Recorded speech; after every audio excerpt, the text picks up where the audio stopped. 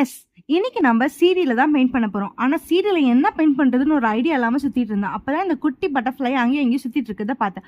Okay, நம்ம இன்னைக்கு பட்டர்ஃப்ளைய தான் சீரியல பெயிண்ட் பண்ண போறோம்னு ஃபிக்ஸ் பண்ணிக்கிட்டேன். ஸோ ஃபர்ஸ்ட் நம்ம சீடி எடுத்துக்கலாம். ஏதாவது ஒரு பழைய சீடி எடுத்துக்கோங்க. அதுல வந்து இருக்கிற சில்வரிஷ் ஃபினிஷ் இருக்குல்ல, அதை வந்து நம்ம இப்போ ரிமூவ் பண்ண போறோம்.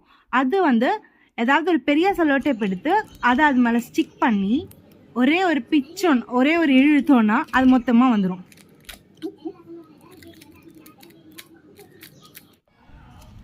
இந்த மாதிரி ஃபுல்லாக அந்த சீடியில் இருக்க அந்த சில்வரிஷ் ஃபினிஷை வந்து பிச்சுக்கிட்டே வந்துடணும்.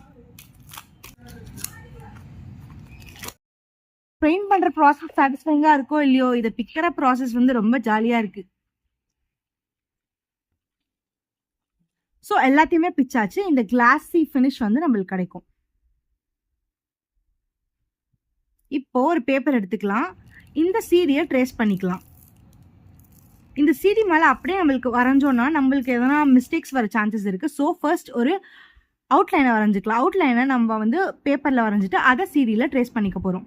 ஸோ பட்டர்ஃப்ளை தானே வரைய போகிறோம். நிறைய குட்டி குட்டி பட்டர்ஃப்ளை இருக்கா மாதிரி அந்த சீடி ஃபுல்லாக இருக்கா மாதிரி தான் வரைகிறோம். அந்த அவுட்லைனை தான் வரைஞ்சிட்டு அதை சீடியில் ட்ரேஸ் பண்ணிக்கலாம்.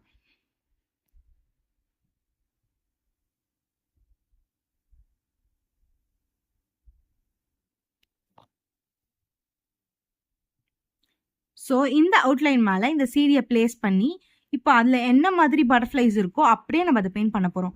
நான் இதுக்கு நியான் கலர்ஸ் தான் யூஸ் பண்ணியிருக்கேன். சும்மா பிரைட்டாக ஏதாவது கலர்ஸ் இருக்குமான்னு தேடிட்டு இருக்கும்போது நியான் கலர்ஸ் நல்லா இருந்தது. ஸோ அதை யூஸ் பண்ணியிருக்கேன்.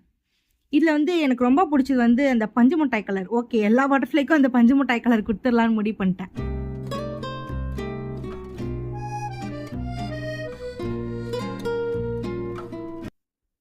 ஃபர்ஸ்ட் டீட்டெயிலிங்கை பெயிண்ட் பண்ணிடலாம். எனக்கு எப்படி திடீர்னு டீட்டெயிலிங்கை பெயிண்ட் பண்ணலான்ற, எப்பயுமே அதை கடைசியாக தானே பெயிண்ட் பண்ணுவோம்னு நீங்கள் கேட்கலாம்.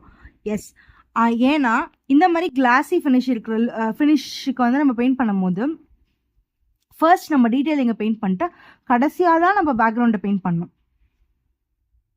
அதனால ஃபர்ஸ்ட் எல்லா பிங்க் கலரையுமே நம்ம பெயிண்ட் பண்ணி முடிச்சுக்கலாம். I know you're waiting till the morning comes my back. I just wanna be alone to feel free tonight. Told you so many times, don't wanna look back. Do I break your heart? What I feel inside, it burns me out. Each wonder how I leave you. இதெல்லாத்தையுமே paint பண்ணதுக்கு அப்புறமா white paint எடுத்துக்கலாம்.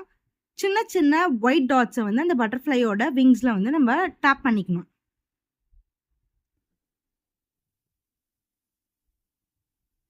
So இந்த detailing part எல்லாமே முடிய போகுது. இப்போ நம்ம இந்த டீட்டெயிலிங் பார்ட் ஃபுல்லாக ட்ரை ஆனதுக்கு அப்புறம் தான் நெக்ஸ்ட் ஸ்டெப்புக்கு போகணும். நெக்ஸ்ட் ஸ்டெப் என்னது, பிளாக் பெயிண்டை வந்து ஃபுல்லாக நம்ம பெயிண்ட் பண்ண போகிறோம். ஸோ பேக்ரவுண்டை நம்ம கொடுக்க போகிறோம். ஃபர்ஸ்ட் டீட்டெயிலிங் முடிச்சதுக்கு அப்புறமா அது ட்ரை ஆனதுக்கு அப்புறமா பிளாக் பெயிண்டை வந்து ஃபுல்லாக அந்த பட்டர்ஃப்ளைல வந்து பெயிண்ட் பண்ணிக்கலாம். அந்த பிங்க் இருக்க பார்ட்டை தவிர்த்து மிச்ச பார்ட்டில் எல்லாமே பிளாக் பெயிண்ட் பண்ணதுக்கு அப்புறமா இதை அப்படியே டெல் பண்ணி பார்த்தோம்னா இதான் இதோட ஃபைனல் அவுட்புட். அப்படியே எங்கள் கீழே இருக்கிற அந்த பேஸை ரிமூவ் பண்ணிட்டோம்னா இது ரொம்ப டிரான்ஸ்பரண்ட்டாக இருக்கிறதுனால பார்க்கறதுக்கு கொஞ்சம் டிஃப்ரெண்ட்டாக இருக்கும்.